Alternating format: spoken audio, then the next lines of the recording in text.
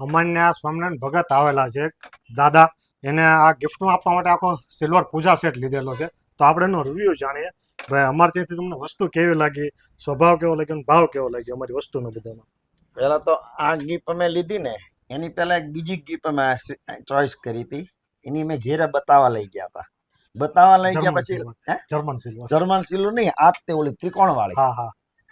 ઈ ત્રિકોણ વાળી અમે લગભગ અઠવાડિયે 10 દિવસ પાછી દેવા આવ્યા અને પછી આ બીજી વાર સિલેક્ટ કર્યો, છતાં પણ અમને ભાઈએ એમ નથી કીધું કે આ નહીં, આમ નહીં, આમ નહીં. ક્યારે ગમે એટલી વાર જોવા લઈ જાય, લઈ જવાની છૂટી ને પાછી દઈ જવાની છૂટી. અને છેલ્લે મેં આ સિલેક્ટ કર્યું તો અમને આ સિલેક્શનમાં બીજું એમનો સ્વભાવ જ એટલો બધો ઈજી ને કે કોઈ પણ માણસ હોય તેની ચિંતા જ ન હોય.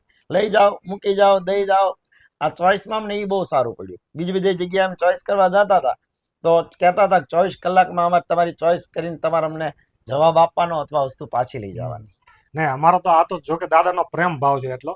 બાકી અમારો તો બધા કસ્ટમર એ રીતનું જ હોય છે, ભાઈ તમે લઈ જાઓ, વસ્તુ પસંદ પડે ત્યારે તમે તાર ફાઇનલ કરો, ન પસંદ પડે તો બીજી વસ્તુ ફાઇનલ કરો, કેમ કે બધાને બજેટનું જોવાનું હોય છે.